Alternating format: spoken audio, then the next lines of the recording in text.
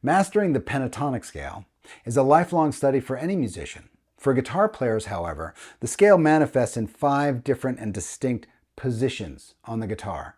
Each one of them has a different fingering. Each one of them starts and ends on a different note. This makes it really, really tough to integrate. I want to share a methodology with you today that makes it much easier.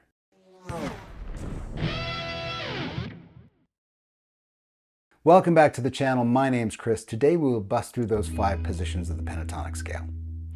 Now there's a lot of information out there about how to do this, right? I want to show you a method by which we take a musical phrase and we push it through all 5 positions to do 2 things.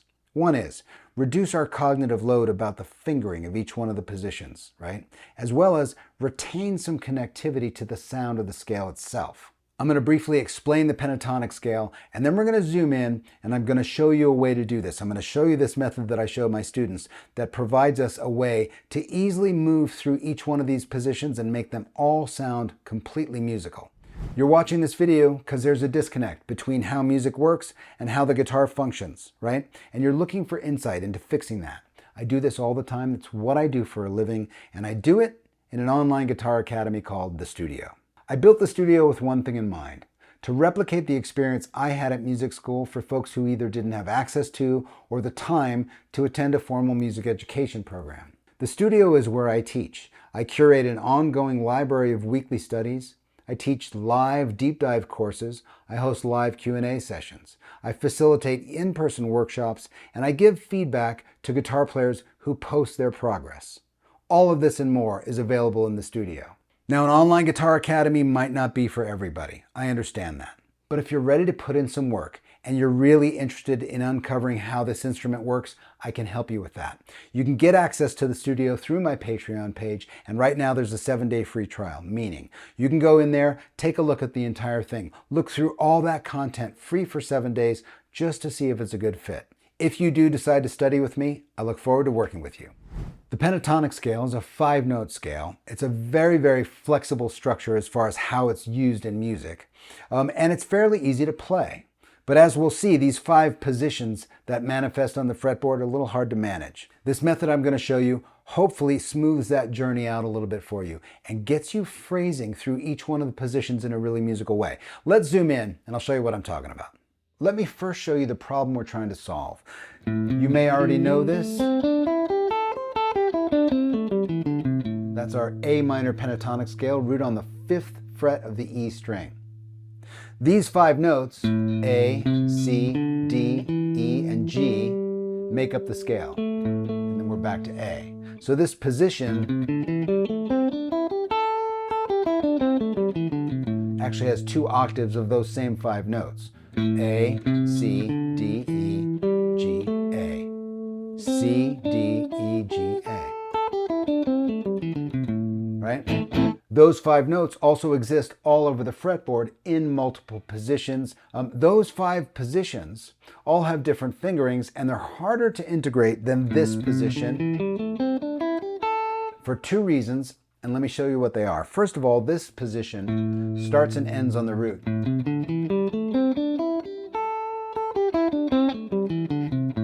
With the root as your home base, the note you start and end on, the scale sounds right. You're starting on the first note, you're ending on that same note, and the scale uses the root as the reference point. That's the first advantage. The second advantage is that on the south side of the scale, in other words, all the notes that are on this side of the scale, not this side, are all on the same fret. It's sort of like what John Mayer calls the equator of the scale. So it's easier for me to see.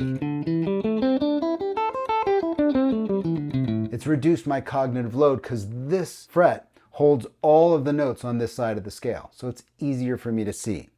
As soon as I get to the next position, and I'll play that for you now, listen to how it doesn't resolve.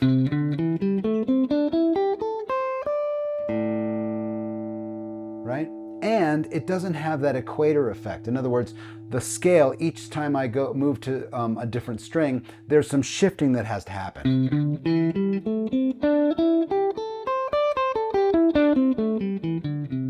Right? There's not a consistent fret where all of the notes on one side of the scale exist. Harder to see, harder to hear. Same thing with this, the next pattern.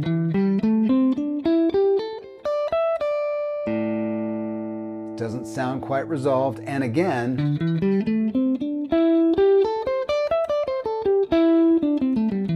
there's some shifting going on. Harder to hear, harder to see. Same with the next one.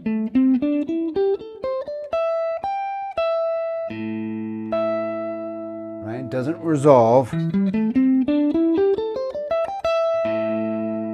Sounds okay, but it doesn't resolve as well as the root. And again, I've got to shift around. It's harder for me to see. My cognitive load is harder tracking the pattern.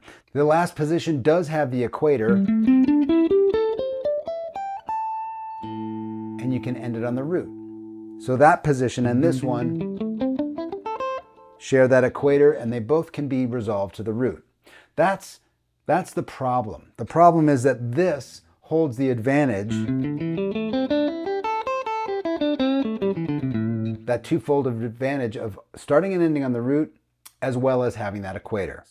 So here's the methodology that I share with my students. I'm going to take a musical phrase. I'm going to phrase this scale in a musical way, and I'm going to take that phrase and I'm going to push it through all 5 positions. And you're going to see that there's a lot of cool stuff that happens.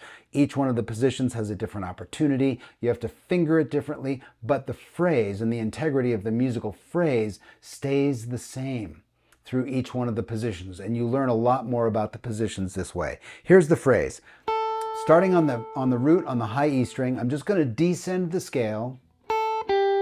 When I get to that C note, the flat 3, I'm going to bend it, and I'm going to resolve to the root and apply a little bit of vibrato.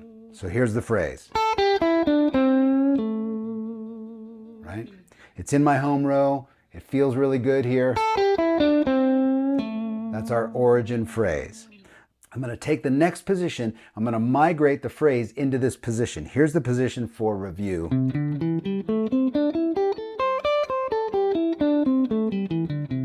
This note, this A note, is now on the B string in this position, and in this position it's now on my ring finger.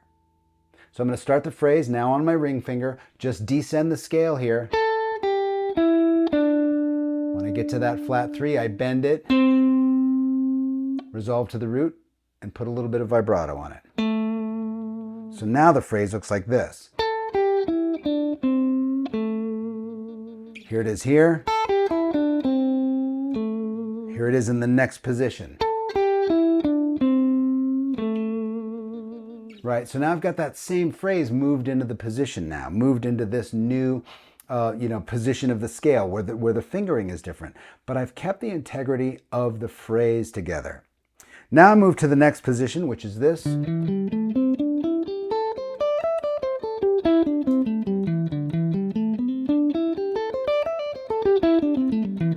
And that A note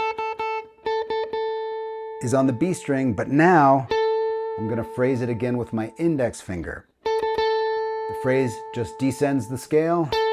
When I get to the flat 3, I bend it. Resolve on the root with a little bit of vibrato.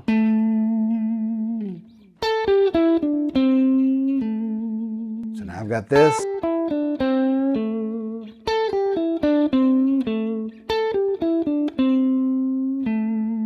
Right, same phrase. The integrity of the phrase is staying together as I move it through these positions, and I'm learning something about how to finger it, where the notes are. My ear is completely attached because the phrase is a musical phrase that starts and ends on the root, so I'm completely attached to it.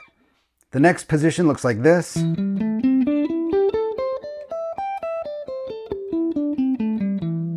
that A note is now on the G string, and now it's back to my ring finger. Start there, descend the scale, bend the flat 3, resolve to the root with some vibrato.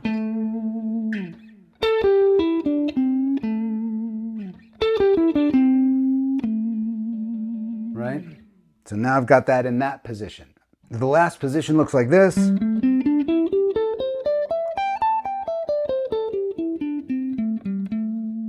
And the A note is here now. Same note we just used, but now we're phrasing it with our index finger again. descend the scale, flat 3, bend, resolve to the root, a little bit of vibrato. So now here's that same phrase through all of the positions.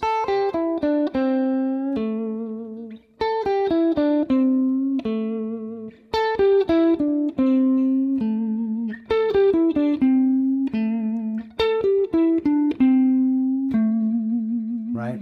So I've taken this musical phrase, I've pulled it through all the positions, and now I'm much more capable of seeing the advantages, disadvantages, opportunities of each one of the positions because I'm using this musical phrase as the context rather than trying to have to fight the cognitive load of where does the scale differ, where does the position differ from the last one, and I haven't been able to really connect to the root note because I've been playing these from the E string all the way to the E string and losing that context of the root. I'm going to give you one more version of this exercise. Now what I'm going to do is start on the low note. I'm going to go up an octave, pass the octave to that flat 3 again, bend and resolve back to the root. So the new phrase sounds like this. But instead of playing it in a position, I'm going to engineer it so it connects 2 positions together. Same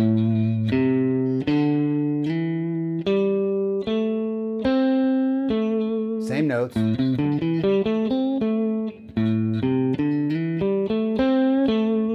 I'm going to use that as my model, and I'm going to take that thing that connects 2 positions. It's sort of like a Lego connector, and I'm going to move that through the fretboard. Right? Here I am again, ready to start the next one. Right? Now I'm ready to start the next one, but watch what happens here. I don't have enough strings, right? The next note would be here if I had another string. But I can't do it there, so I got to take this note down an octave. Now I do have the room to do the same phrase. And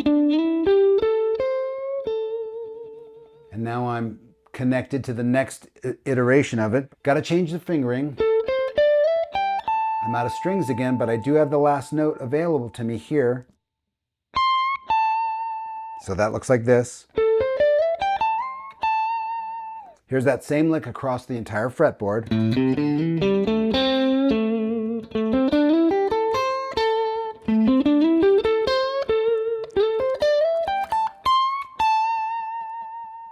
Taking the same idea, right? A lick that happens to tie 2 positions together and moving that through all the positions. Now I've got these 2 instances of a musical phrase that's helped me sidestep the cognitive load of the differences in the way the positions present themselves, as well as retaining the connection to the root of the scale, which allows me to leverage some passive ear training as I go.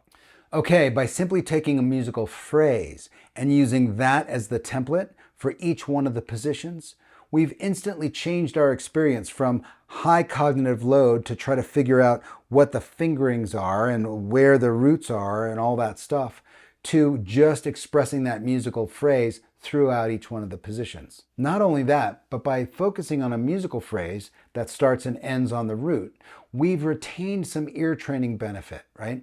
We've got the sound of the scale throughout all the positions, which is something just playing the positions up and down doesn't actually give you very well. I've tabbed this entire lesson out. The tabs are on Patreon. Head on over there if you want to get access to those. You can also get access to the studio, like I mentioned, to take a look and see if that's a good fit for you. As always, I hope this lesson has been interesting to you. I hope it's given you a new way to look at the pentatonic scale and specifically those 5 different positions. As always, stay curious, and I'll see you next time.